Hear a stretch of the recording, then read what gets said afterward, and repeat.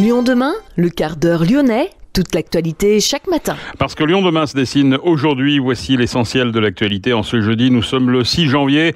Le département du Rhône qui fournit des autotests à ses agents opérant dans les collèges pour limiter la propagation du Covid-19. La 5e vague est le variant Omicron. La préfecture du Rhône demande à la police nationale de renforcer les contrôles sanitaires sur le réseau TCL. La rencontre OL-PSG, l'Olympique Lyonnais a demandé une dérogation pour accueillir 20 000 spectateurs dimanche. Lycéens et étudiants vont se presser dans les allées d'Eurexpo à partir de demain pour le salon de l'étudiant, un salon qui est maintenu en présentiel. Un nouveau plan départemental de prévention de la délinquance, signé hier par le préfet du Rhône. Première réunion publique pour l'Union populaire à Lyon, ce sera demain vendredi à l'espace Jean Couty.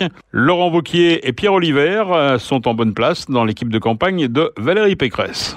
Coup de projecteur aujourd'hui dans le cadre de notre fil rouge économie circulaire sur l'atelier Emmaüs situé à Villeurbanne, un précurseur dans le domaine. Une nouvelle enseigne lumineuse qui disparaît sur les quais du Rhône, celle de 6e Sens Immobilier. Et puis l'Asvel qui annonce que la rencontre l'opposant à Monaco, prévue demain vendredi, est reportée. En cause, bien sûr, le Covid. Lyon demain, le quart d'heure lyonnais, toute l'actualité chaque matin.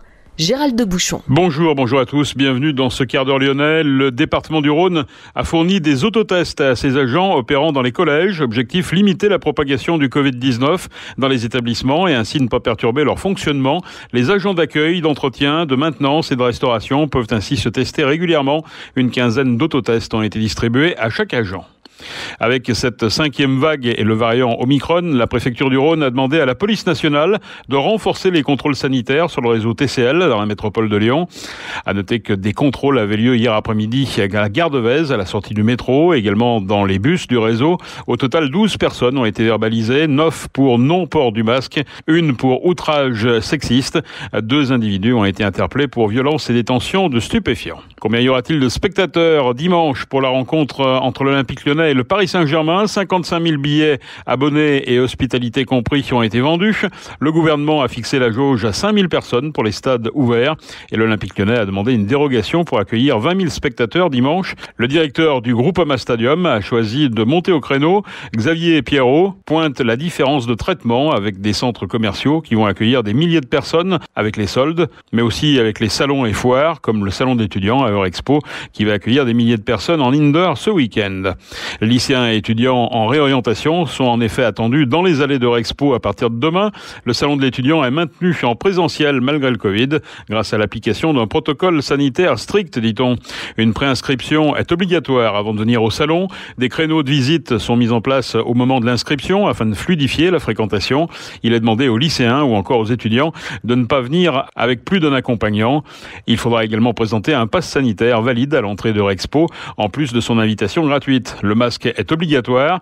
Aucun espace de restauration ne sera proposé sur place. Au total, plus de 300 exposants seront présents ce week-end au salon de l'étudiant.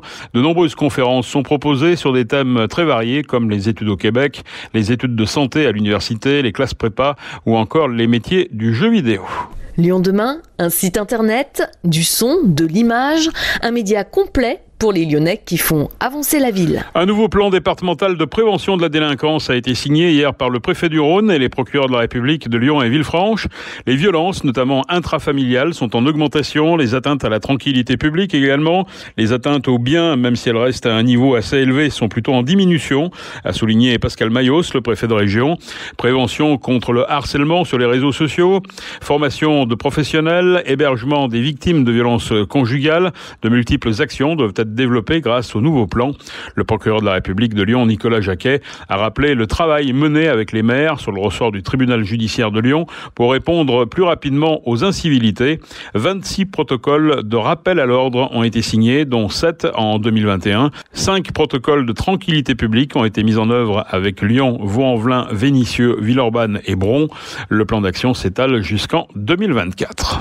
Première réunion publique pour l'Union populaire à Lyon. Ce sera vendredi à l'espace Jean Couty dans le 9e. Cette campagne lancée en novembre vise à rassembler autour de Jean-Luc Mélenchon. Le candidat à l'élection présidentielle ne porte pas cette fois les couleurs de la France insoumise, mais celles de l'Union populaire pour 2022 pour tenter de rassembler plus largement la gauche. À Lyon, le rendez-vous se tiendra en présence de Manon Aubry, députée européenne et vice-présidente du Parlement de l'Union populaire. Aurélie Trouvé, militante associative, et Thomas Porte, ex-porte-parole de l'écologiste Sandrine Rousseau seront également présents.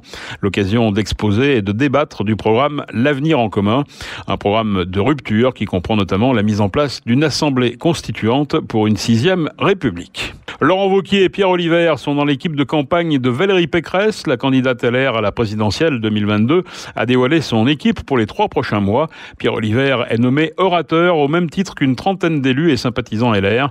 Laurent Wauquiez sera lui en charge des comités de soutien. Lyon demain, le média influenceur d'avenir. L'atelier Emmaüs, situé rue de la Poudrette à Villeurbanne, est un précurseur dans le domaine du réemploi. Cet atelier partage ses locaux avec Mineka, qui emploie 5 salariés pour la récupération, le stockage et la revalorisation de matériaux issus de gros chantiers de déconstruction. Pour sa part, Atelier Emmaüs initie un public en décrochage à la menuiserie et à l'ébénisterie. Des personnes à parcours cassé, très éloignées de l'emploi, placées en binôme avec des ébénistes professionnels. Nous avons rencontré Guillaume Poignon, c'est le directeur d'Atelier Emmaüs. On est une menuiserie d'agencement très spéciale pour 2 raisons. Parce que, première raison, c'est qu'on a un accueil de personnes dans l'atelier qui sont en insertion sociale et professionnelle. Et on les place en binôme avec des artisans de métier.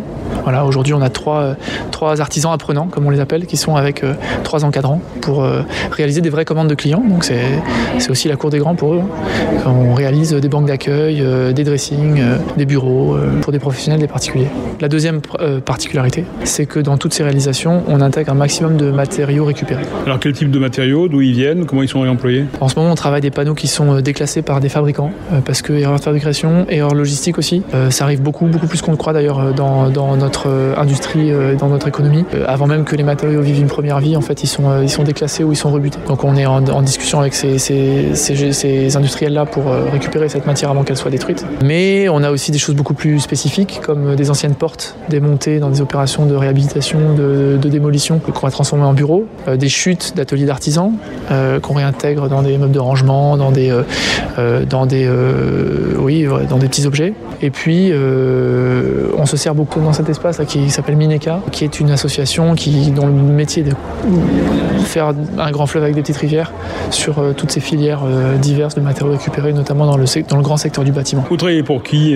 Des chaînes d'hôtels, je crois, par exemple. Faut pas se commande. Ouais, alors on a surtout eu une très bonne collaboration avec l'enseigne Grit du groupe Accor l'année dernière. C'était notre plus beau chantier l'année dernière. On travaille aussi avec des grands de la distribution, par exemple avec Carrefour. Il nous arrive de travailler avec des entreprises de taille plus petite, mais ça nous permet aussi d'être plus proche des acheteurs et des directeurs, des PDG qui s'engagent avec nous. Principalement métropole de Lyon, mais aussi nous est arrivé d'aller installer à Paris, à Nice, à Marseille, à Toulouse. Et quand vous dites que c'est de la récupération ou que c'est du réemploi, on vous regarde un petit peu avec des gros yeux, ou est-ce qu'on doute un petit peu sur la qualité de ce qu'on va trouver ? Ouais, alors il y en a qui peuvent douter. Les clients peuvent avoir un mouvement un peu interrogatif. Ceux qui doutent plus maintenant, c'est les créatifs, c'est les architectes d'intérieur qui nous prescrivent auprès de leurs clients, puisque s'ils nous connaissent et s'ils nous prescrivent, c'est que ça fait longtemps qu'on discute. Et cette discussion, elle porte des fruits. Le fruit principal, c'est que ces créatifs-là, les architectes d'intérieur, ils savent maintenant comment infléchir leur coup de crayon pour intégrer un maximum de matériaux récupérés, sans pour autant que ça se voit à chaque fois. On arrive à faire des créations où on a peine à voir que c'est de la récupération, et d'autres projets où au contraire ça saute aux yeux. On aime bien par exemple travailler avec des éléments patrimoniaux comme des moulures, des anciens bureaux ou établis patinés avec des marques encore. On a un meuble là dans le showroom qui l'illustre bien, c'est un ancien bureau d'écolier. On voit encore les coups de crayon et de compas des gamins sur le bureau. Ça porte un patrimoine vraiment fort. Ça devient le meuble ou l'agencement qu'on réalise devient porte-étendard d'un projet environnemental en fait. Et il y a ce volet donc insertion dont on parlait qui est très important, ce duo entre un professionnel et quelqu'un qui qui est en réinsertion. Hein. Oui, là-dessus, on se place dans la tradition de l'artisanat depuis 500 ans. Un ancien qui apprend à un jeune. C'est les compagnons, quoi. C'est le principe du compagnonnage, exactement. Aujourd'hui, les compagnons, c'est une corporation dans laquelle on ne s'inscrit pas, mais c'est le principe est le même. Oui. On a étendu ce principe-là à des publics qui seraient laissés de côté si on n'intervenait pas. Des réfugiés, des jeunes placés par l'aide sociale à l'enfance, des gens qui sont en alternative à la prison, en travail d'intérêt général. Toutes ces personnes-là, on leur permet pendant 30 journées, c'est un laps de temps assez court, de venir se frotter à des savoir-faire métiers, des vrais savoir-faire métiers, pour découvrir le plaisir que ça fait d'apprendre et puis de se sentir utile, contributeur d'une belle pièce qui va être remis à un client. À l'issue de ces 30 jours, il y a de beaux exemples d'insertion. Ouais, j'ai appris à l'instant qu'un artisan prenant de l'année dernière, il vient de m'appeler là. Maintenant il est à la fac. Alors rien à voir, il fait de la com.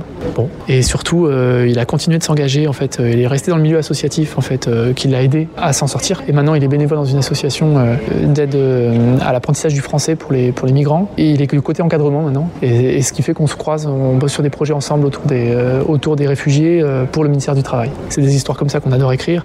Mais à l'inverse, j'ai aussi des histoires de gars qui sont passés par ici et qui sont devenus artisans, métalliers, menuisiers, artisans déménageurs. C'est des parcours qu'on a beaucoup de plaisir à raconter. Guillaume Poignon, directeur d'Atelier Emmaüs. Atelier Emmaüs qui a d'ailleurs fait son entrée au Mobilier National avec un meuble d'une 50aine de centimètres de hauteur, fabriqué à partir d'anciens bureaux d'écoliers en bois d'un collège lyonnais, d'un vieux tableau en ardoise et de rebuts de bois, baptisé Henri, en hommage à Henri Grouès, alias l'Abbé Pierre, fondateur du mouvement. Ce meuble de rangement a été conçu par la designeuse Lisa Lejeune à partir de matériaux réemployés. L'enseigne lumineuse de 6e Sens Immobilier sur les quais du Rhône à Perrache a été démontée. Le promoteur lyonnais a décidé de retirer l'enseigne lumineuse de son toit, mettant fin au contrat avec JC Decaux avant l'heure. C'est la deuxième enseigne de ce type qui disparaît du ciel de Lyon, après celle de l'Illigo, plus en amont. Pas à pas, le Grand Lyon se libère de sa publicité, a souligné sur Twitter Benjamin Badouard, conseiller métropolitain, coprésident du groupe écologiste et ancien président du collectif anti-pub Plein la Vue. Il ne devrait plus y en avoir d'ici la fin du mandat, précise-t-il. En décembre dernier, la métropole a présenté les contours de son nouveau règlement local de publicité intercommunale. L'objectif affiché est de réduire la place de la pub dans l'espace public et la pollution lumineuse qu'elle engendre, en ligne de mire notamment les écrans numériques et autres supports digitaux. Lyon demain, la radio lyonnaise à écouter partout dans le monde. L'Asvel annonce que la rencontre l'opposant à Monaco demain est reportée. Confirmation de l'Euroleague, la nouvelle date n'est pas encore connue, en cause bien sûr le Covid. De nouveaux cas de Covid-19 ont été détectés au sein de l'effectif villeurbanais. Le dernier match européen de l'Asvel contre le Bayern de Munich, programmé jeudi dernier, avait déjà été ajourné car 4 joueurs et 4 membres de l'encadrement avaient été testés positifs. C'est la fin de ce quart d'heure lyonnais. Merci de l'avoir suivi. On se retrouve bien sûr demain pour la dernière édition de la semaine. En attendant, restez prudents, mais passez une excellente journée.